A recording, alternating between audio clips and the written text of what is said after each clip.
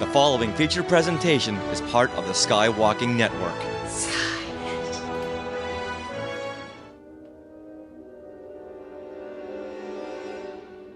Welcome to Warsologies, the podcast about science and other academic fields of study seen in Star Wars.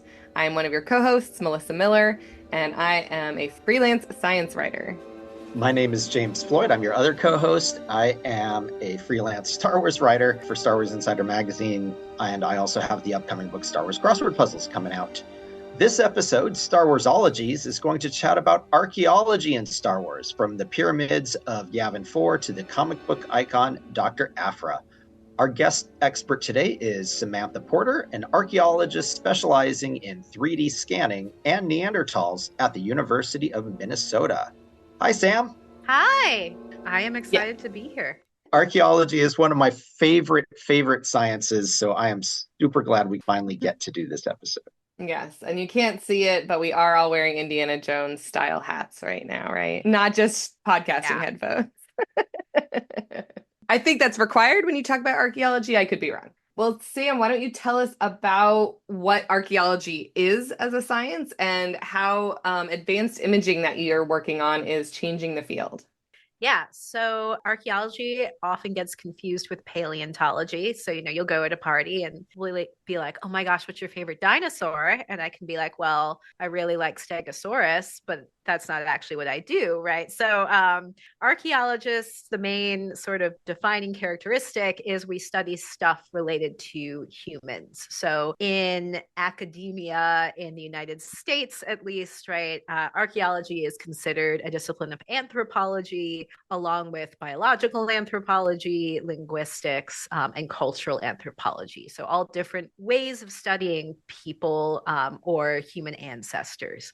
So archaeology, right, it's different from some other disciplines in that if you're a cultural anthropologist, right, you can go out and find people and talk to them and actually hear what they're thinking, about their lives, about the way they do things, etc. And since we don't have time machines, as far as we know, we can't do that as archaeologists, right? Studying people who lived in the past. So the main way we do that is through studying what we call material culture, which just basically kind of means stuff. So that can be large, giant structures and cities, or it can be, someone's leftover chicken bones from dinner that they threw out back, right? It sort of just encompasses human made stuff. And right, we might incorporate historical context and texts, if we are in a period that has those, but primarily we're studying the human past through material culture. Yeah, I was definitely thinking about Bill and Ted when you were talking about we don't have time machines. I'm like, oh my God, Bill and Ted we don't were have phone booths, right? There you go. Yeah, we also do not have hot tub time machines. So I don't know how many cultural references we can fit in here. Right. But, yeah. I was just thinking that you can't have the past talk to you. It's like you never hold up the skulls and say, hello, I'm Mr. So-and-so. That would be a little disrespectful in the modern the way we do things today, but we can ancient wish puppets. That we talk to. Oh, ancient puppets. That must be a thing. Surely that's a thing. Right. Or at least ancient dolls. And that's that's most definitely. So. You can play with those. Not quite dolls, but my undergraduate thesis was on Paleolithic Venus or female figurines. So those have been around for a while, but they did not have articulating jaws. And when you were talking about when we were saying advanced imaging, my immediate cultural reference was, this is now 30 years ago or whatever, but at the beginning of Jurassic Park, and I know it's dinosaurs, so that's paleontology. But the first thing they do is shoot that, whatever thing into the ground and get a better image so they don't have to dig up the dinosaur bones. So is what you're working on something along those lines? Sort of. So that there's a whole, field within archaeology called remote sensing. And that is things like to see under the ground. We've got a whole smorgasbord of stuff. So there's magnetometry, there is ground penetrating radar, there's resistivity, right? All different ways to measure what's under the ground. I don't do that as much. So I focus more on, like you said, 3D scanning and other things we can do sort of above ground. but also not too high above ground. So I don't do like satellite imagery or fly planes over things. So we're kind of like in the middle. So yeah, I have the ridiculously long title of Advanced Imaging and Visualization Research Associate. And what that actually means is, so we run a lab called the Advanced Imaging Service for Objects and Spaces. And sort of we'll do any sort of weird imaging thing that is usually not covered by other labs on campus. So we're kind of like the non-medical 3D scanning experts. And we do stuff for archaeologists. We do stuff for like the biological sciences. We had a long-standing project, 3D scanning wolf skulls to look at hybridity with like coyote and domestic dog populations for the Department of Natural Resources. Cool. And then we'll also have folks come in from the art department who want to make like a 4-foot-high statue of a frozen chicken from the grocery store, right? So any sort of request we like come to us and we'll see what we can accommodate. So we do many types of 3D scanning. We have what are called structured light scanners that project a pattern of light onto a surface, kind of like if you're standing in front of a projector giving a PowerPoint presentation, and that light deforms over whatever surface it's hitting. And there's cameras that pick that up and then do a lot of fancy calculations to determine the geometry of that. We have terrestrial LiDAR, which is a device that spins around and shoots out lasers and measures those laser pulses when they come back. And that can scan, things the size of a room. And we also do a lot of what's called photogrammetry, which is 3D scanning just based on digital photographs. So basically software is pattern matching pixels. It can be like this pixel in this photograph matches this one in this other one. It does that, a few million times, calculates that in 3D space. And then you can get very beautiful 3D models that are also colored, right, with high resolution photographs. And actually, a lot of these have been combined to, for example, make Star Wars video games. They have whole units that go out and use these techniques to collect those assets. So, cool. Yeah. I was thinking, the advanced imaging you did was mostly on things, within your lab. But as you mentioned with the LiDAR and stuff, do you actually get to go out to sites and use LiDAR to scan spaces? A little bit. So I did not get to go, but our LiDAR device did get to go to South America to 3D scan in the jungle there. Because what's really cool about LiDAR in general is that you can do a lot of filtering. So it can, for example, if there's a bunch of vegetation, you can run a filter. It'll act like the vegetation isn't there. And this is especially useful for plane LiDAR, right, where you're flying a plane over. And then you can find structures that you can't see in satellite image, for example, right? Because it can kind of take the top off. So I haven't gotten to do any of that, but we have sent our equipment out with graduate students. Oh, can you define what LiDAR is for those? Oh, yes. It stands for light. That's the LI, detection and ranging, right? So you're shooting off one of many types of light that can return to the device and then get measured in a series of ways in order to create a 3D representation of a space. And this can be super high resolution. So for example, our unit, right, you can get millions and millions and millions of points,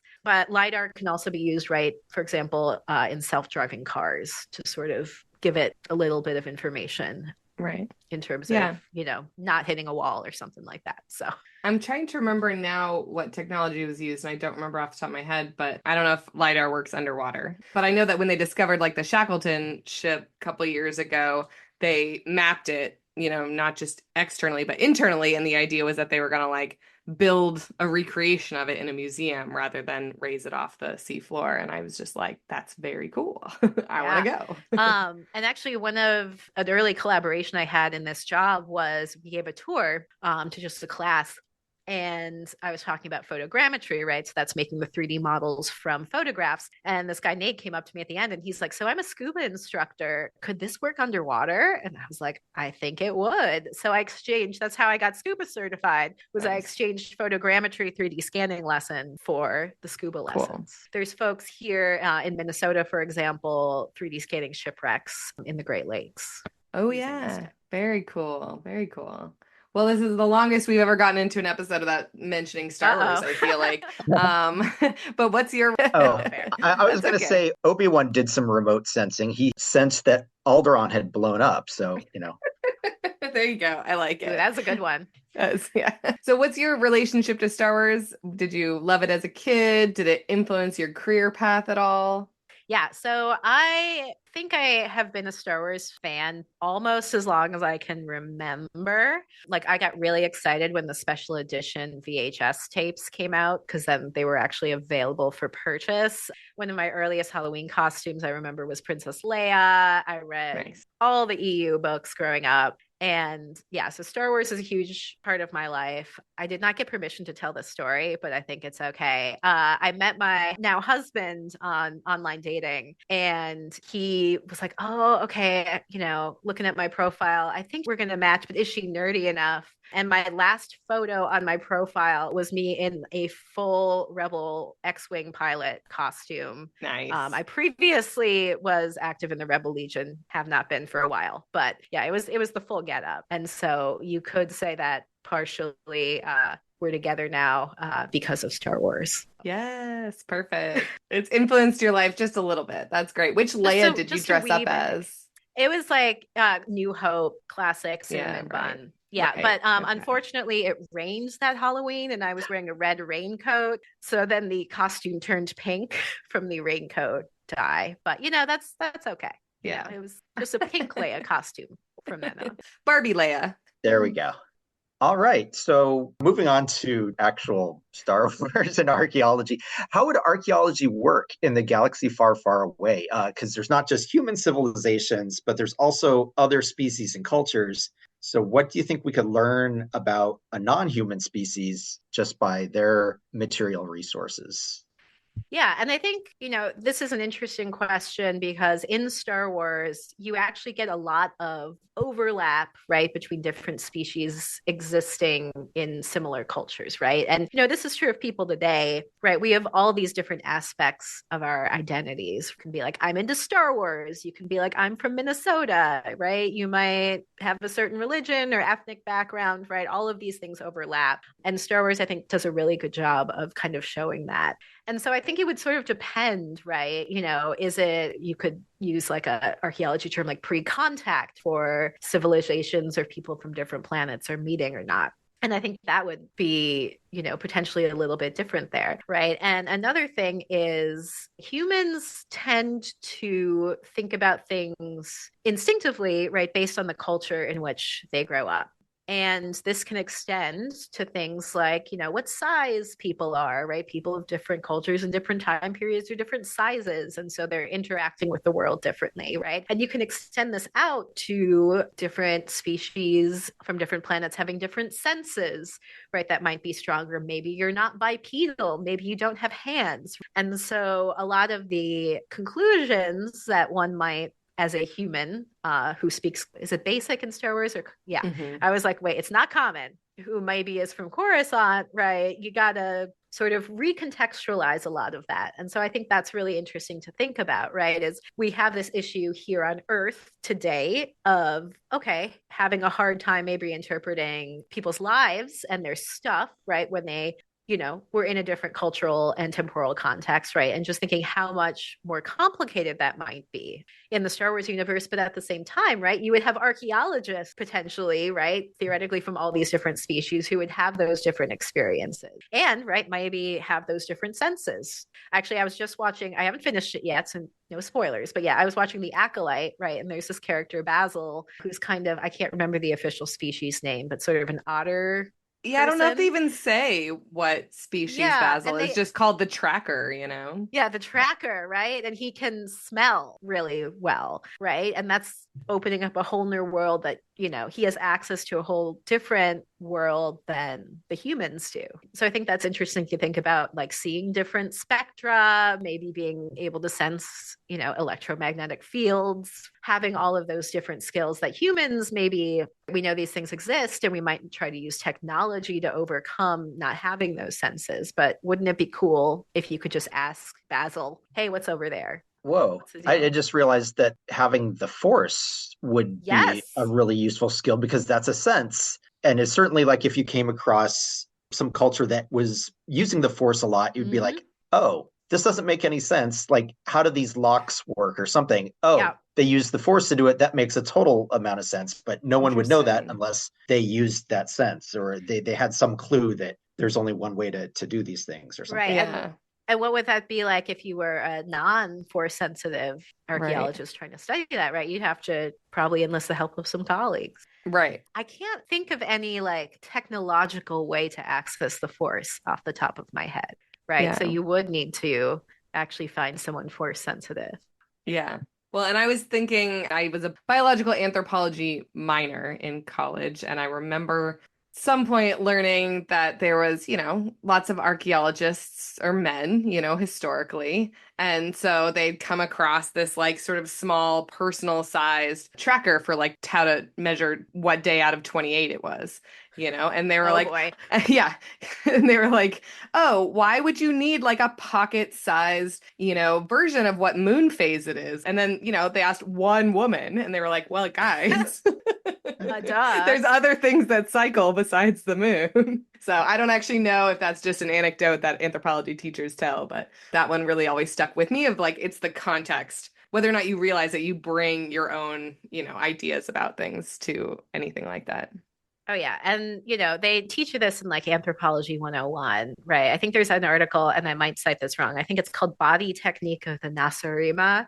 And it's like, I know they talk a lot about that sort of thing. And the twist is you realize like halfway through this thing, wait a minute, they're talking about someone brushing their teeth in the morning, right? And it's like has this valence of like ritual. Oh, they're doing ablutions for ritual purposes. And that's also a joke. If archaeologists don't know what something is, they just say it's ritual and then they can just move on, Yeah, we go to this special room in our houses to do this ritual every day that sometimes we do it twice a day.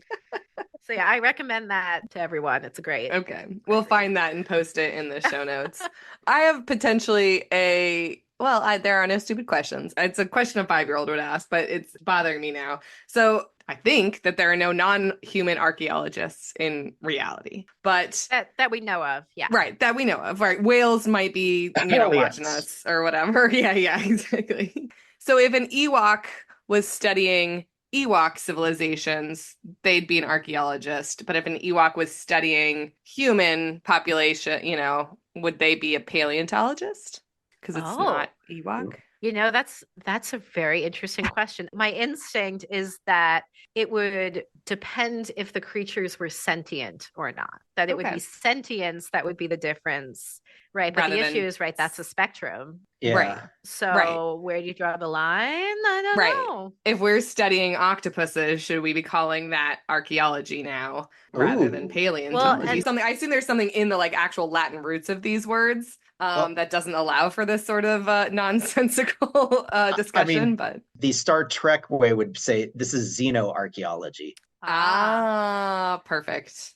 It is true. So humans aren't the only creatures that affect the environment, right? Specifically, there's certain species of monkeys who will use tools, crack open tasty things to eat, etc., right? And researchers have actually studied those like archaeological sites and actually sort of use that terminology. So yeah, maybe it's not sentience. I don't know. Okay. Yeah. No, I like the idea that it's a spectrum and somewhere it just switches. When we're doing these science of Star Wars sort of discussions, it's like, would you ask, an anthropologist or a biologist, about the species? Because there's definitely some point where it switches. Okay. Oh, I want to talk about field work because I think James and I know our friend Gabe Santos thinks about what scientists would do in a galaxy far, far away. So if you were an archaeologist in Star Wars, what do you think field work would look like?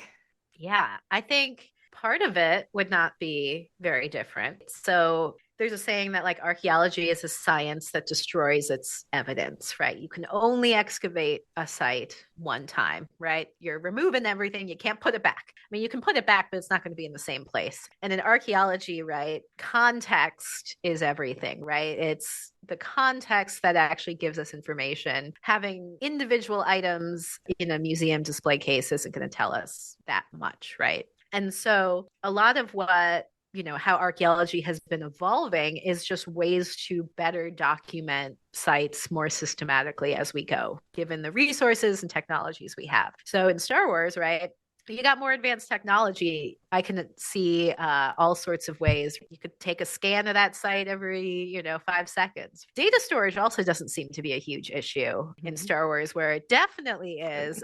They took away our unlimited Google Drive, and people are freaking out at the university. I mean, it's kind of an issue in Rogue One, I would say. That whole movie, the plot is data storage. That's fair. But I take your point. I do.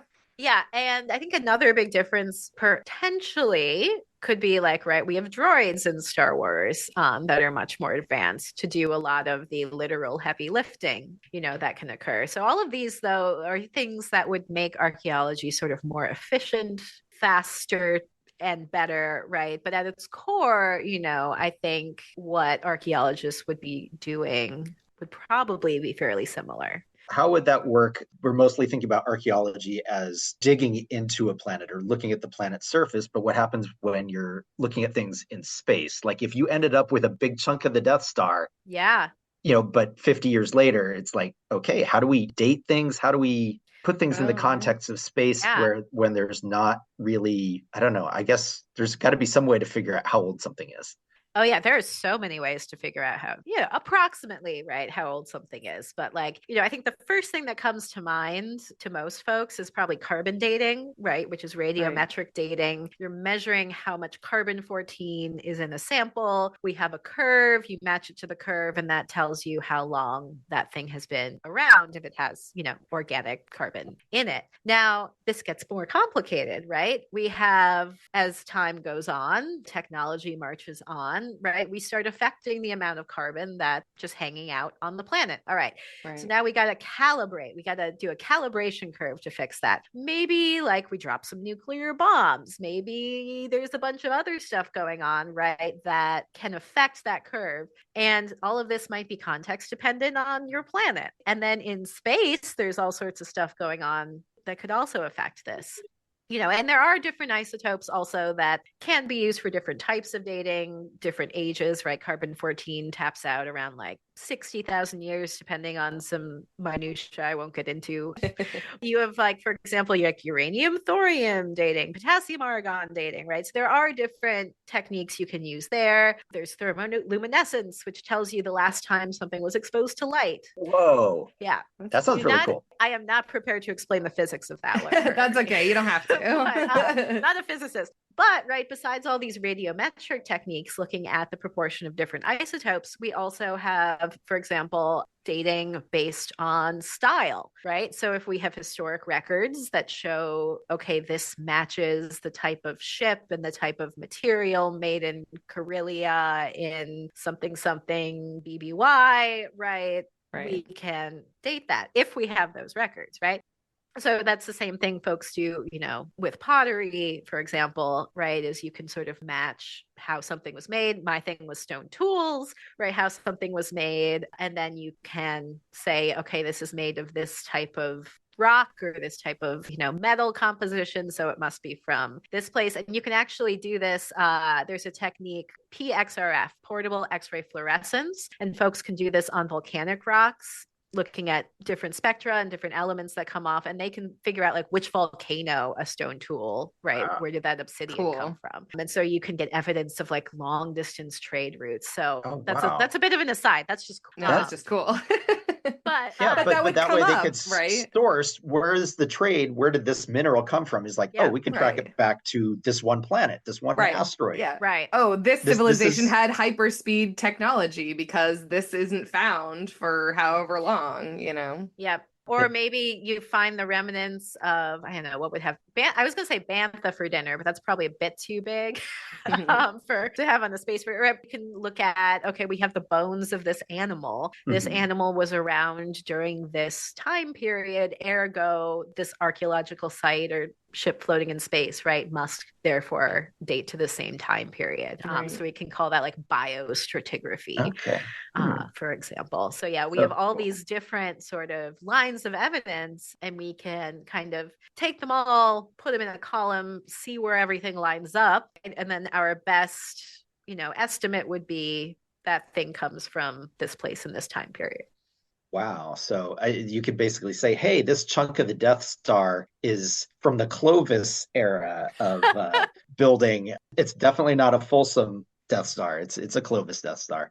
Those But are some good references to stone tool projectile points you from talked North about stone America. tools. I know a little Okay.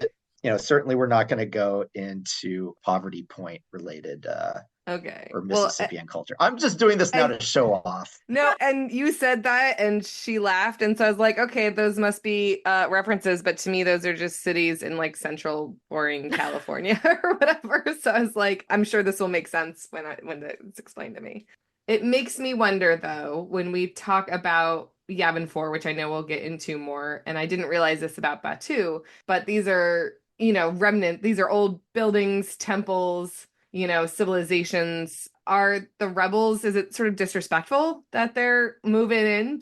Are they tomb raiders? Do they have a cultural expert come in first when they're fleeing for their lives, Yeah, and this is really interesting. So, right, ethics in archaeology, I'd say, is definitely evolving, right? But I think most archaeologists would say if you're trying to, take down sort of galactic fascist oppressive government, right? Sometimes, you can't do everything all at once.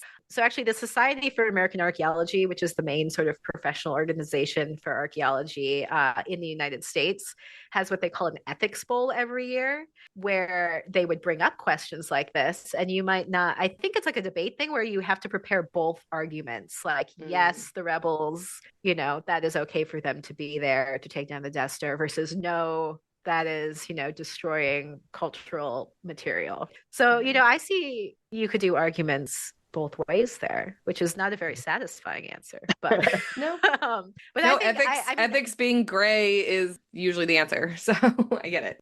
They were So why do using you them as places like knowing that they wouldn't get fired upon. I could see that being sort of more questionable, but it's not like the Empire is going to be like, oh, that's an ancient site. Don't fire on it. Yeah, I well, don't think I would rely on the Empire to do that, right? Right. And you also, in terms of destruction of archaeological sites in the context of war, this happens sadly, a lot.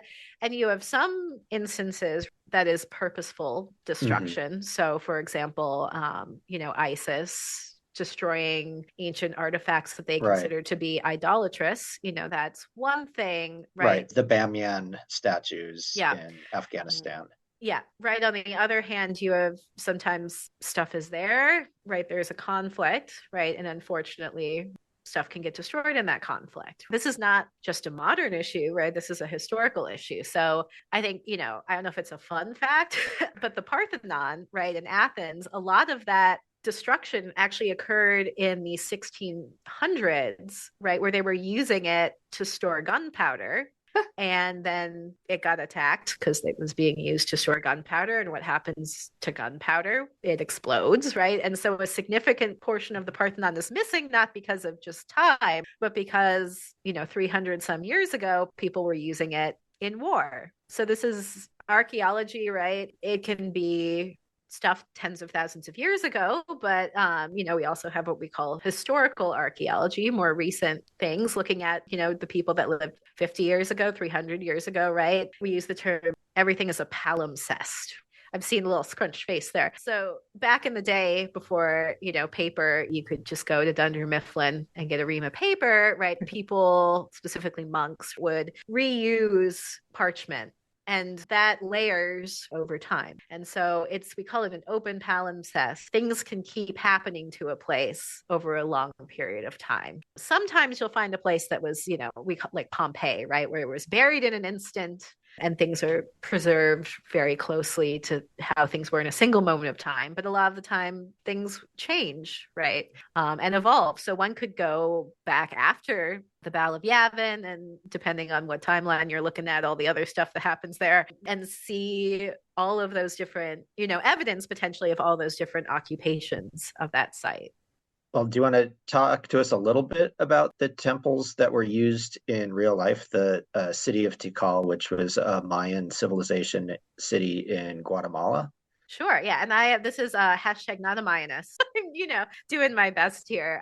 My favorite fact about Yavin 4 was that Oscar Isaac asked for his character Poe Dameron to be from Yavin 4 because his family is from Guatemala, which is where Yavin 4's filming location was. And so he already felt sort of like a connection there. And I just that makes me really happy. Yeah, and my sort of fun fact about the Mayan is I think people don't realize that like Mayan people are still around. Like there's different Mayan languages spoken by millions and millions of people, right? So, like I was talking about, things generally don't just sort of disappear. They, change over time. So people sort of have this word Mayan and they are thinking probably like classical Mayan, which is thousands of years ago, but there's actual Mayan people still around today. Cool. I was going to say that they did make a Mayan version of Sesame Street. There was a toy. It was called the Tikal Me Elmo. Oh, is that real or is that another groan inducing? I think that was a dad joke. Yeah. Well, yeah. No, I support. So yeah, these sites like Tikal, we call them like megalithic structures, big stone structures, and pyramids, it turns out, are a very simple way to make big stone structures. So we find them right across the world in Mayan civilization, in obviously Egypt. And Mayan civilization has been associated with various astrological, extraterrestrial, perhaps, arguments, right? So-called, proposed by Eric Van Daniken, I believe, ancient astronaut theory. And specifically, there is a sarcophagus, and the lid to the sarcophagus, it has been argued, looks like an astronaut. So it looks like someone in a 60s spaceship cockpit. There's these tubes and buttons that he could be pressing. And that's the argument, one of the arguments there for some sort of extraterrestrial presence. And the counter argument, counter proposal, perhaps, would be, right, this is actually, the Mayan world tree and serpents in this representation, right? That was found in other Mayan iconography. And so, right, there's a bunch of creators that are much more qualified than I am to discuss this. So I want to point people towards them. Flint Dibble, who was on Joe Rogan this last year, debating Graham Hancock of Ancient Apocalypse on Netflix. There's also Stefan Milo and Mini Minuteman on YouTube and TikTok. And they do a great job sort of going argument to argument, sort of debunking or, coming up with a counter argument to a lot of these proposals. So, I think it's interesting as a cultural phenomenon. Archaeologists are not organized enough to have a global conspiracy. If you've ever met academics, that's funny. We are not that malicious, but yeah, I think to some degree, people being interested in archaeology is what we want, right? We just prefer folks sort of look at things in a more maybe scientific way. And it's great to speculate, and think about different hypotheses. That's how we come up with different ideas, right? I think the key is sort of going on and, testing those hypotheses, right? Be willing to do that and be willing to, if the evidence points one direction, right? Prove yourself wrong also. Well, I want to make sure we talk about Dr. Aphra because I know that it's a beloved character. Have you read the comics? I admit that I have not.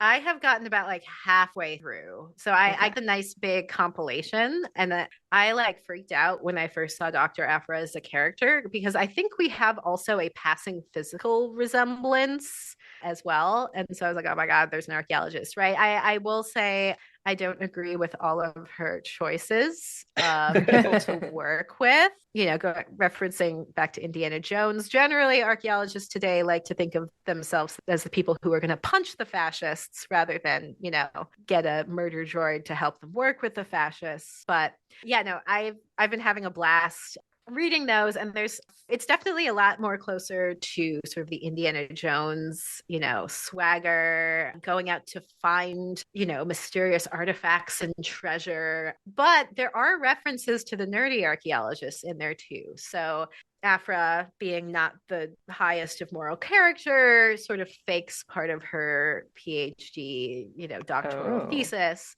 tisk tisk. Right, because she is able to manipulate her PhD advisor, and she publishes, data based on some falsehoods, which hopefully in real life gets mostly caught by peer review. But the one really funny bit in there is I think she makes some comment like, well, but because of that thesis, even though it was not true, we've learned so much about ancient dairy practices on this specific planet. And, you know, going deep on cattle farming and dairy practices on a particular planet is something archaeologists absolutely would be into. And there would be many a thesis on these types of topics. So yeah, archaeologists, you know, maybe less of the finding ancient Jedi artifacts and more of the treatises on ancient dairying and cheese making.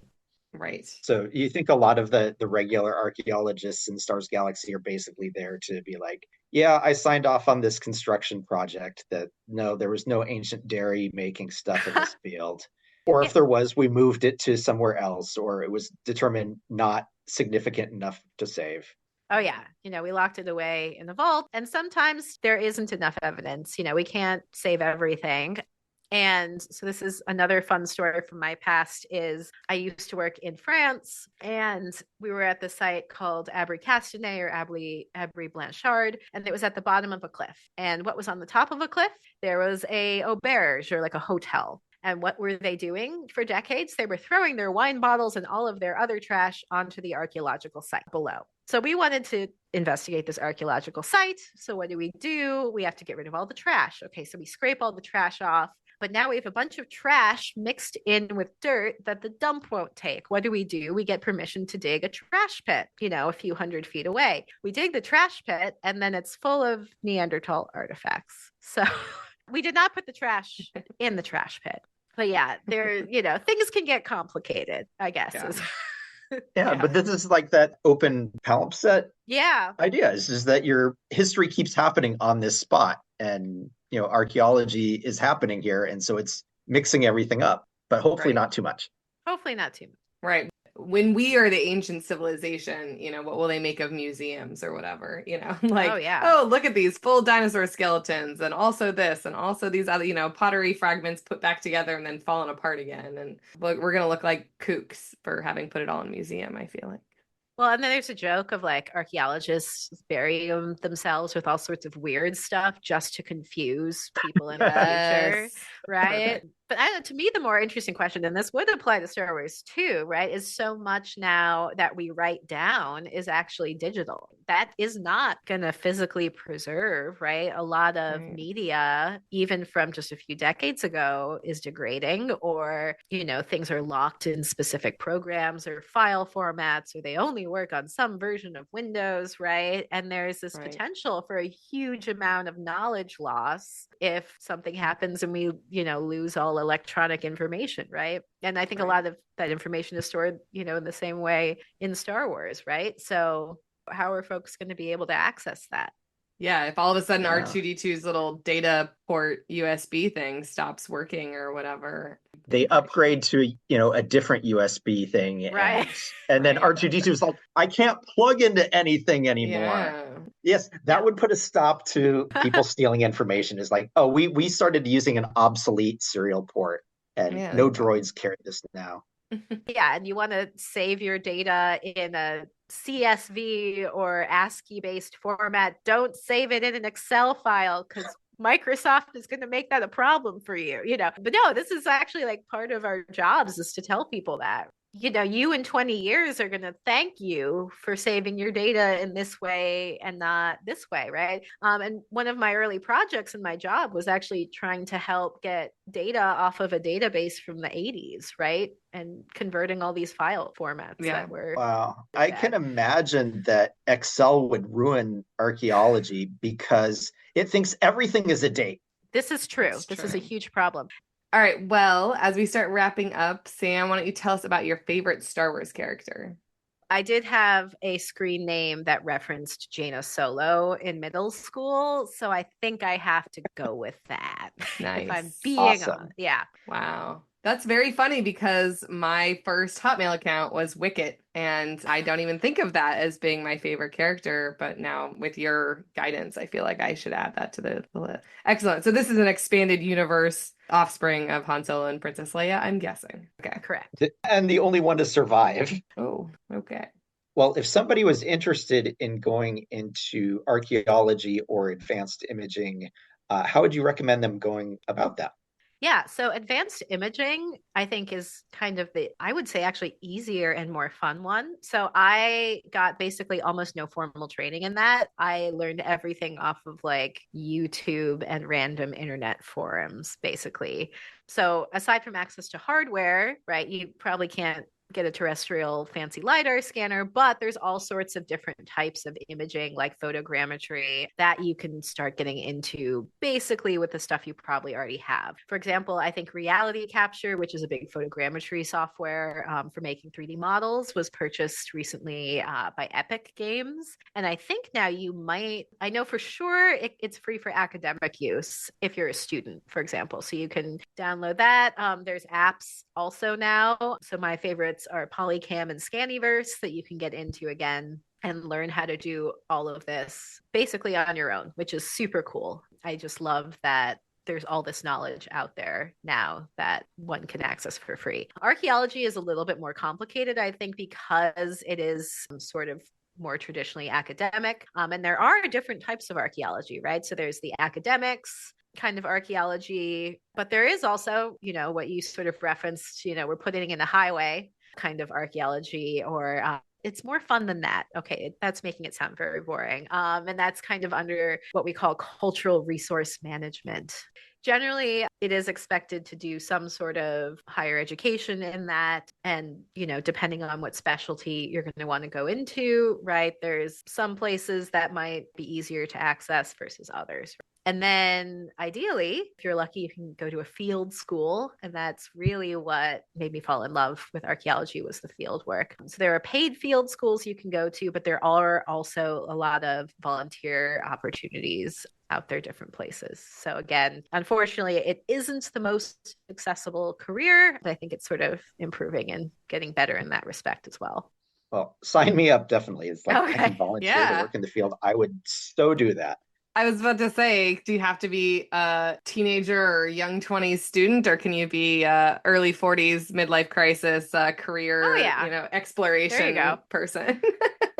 Are you interested in sorting 1/8 inch pieces of shell from 1/8 inch pieces of rock for like weeks at a time? Because that might be what you're signing up for. That's where you start. And if you're still into that, then maybe it's for you. So okay, good to know. Good to know.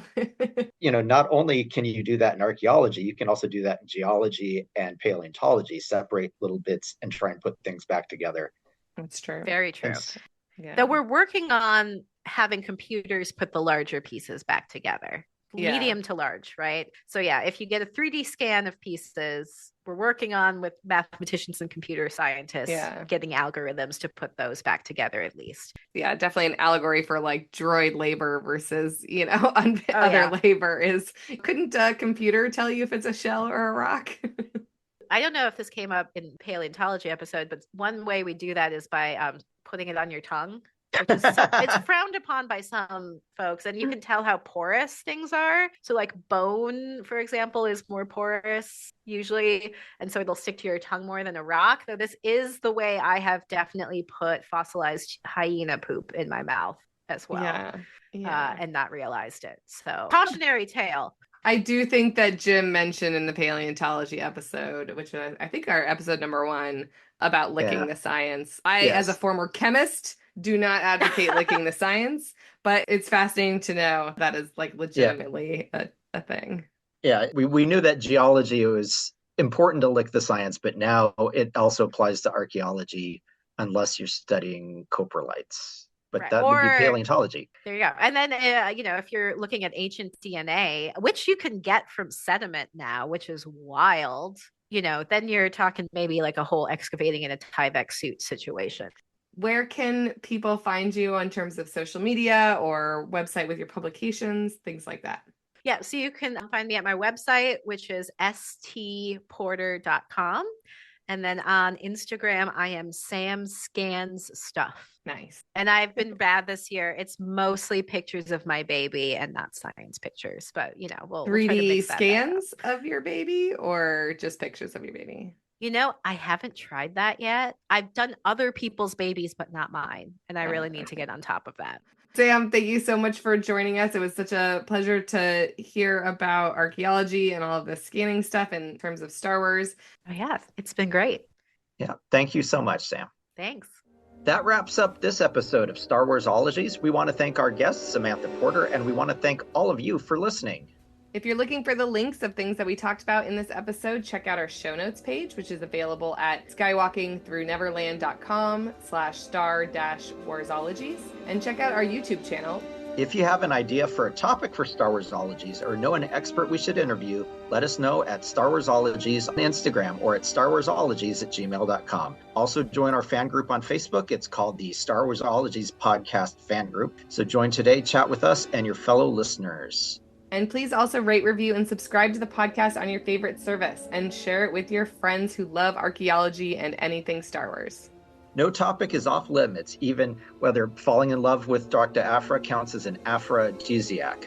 Nice. Also, my first Star Wars book, Star Wars Crossword Puzzles and Other Word Games from a Galaxy Far, Far Away, is coming out in November from Chronicle Books and is available for pre-order on Amazon, Barnes & Noble, Bookshop.org, and other online booksellers. Such a big deal. Congratulations, James. So we are part of the Skywalking Network, where you can find a variety of other great shows about Star Wars, Disney, and Marvel, including the Max FX podcast, The Neverland Clubhouse, and the flagship show Skywalking Through Neverland. There's also a YouTube show called Today in Star Wars History, and some books by the same name. You can find all of that at skywalkingnetwork.com. See you next time on Star Warsologies when we go to the geology of Batu. It's not in Mayan backyard. Nice. Oh, that took me a second. Yeah. A little tortured there, but it's okay. Sad trombone, like, wow. Yeah. Oh, I like that. It wasn't that.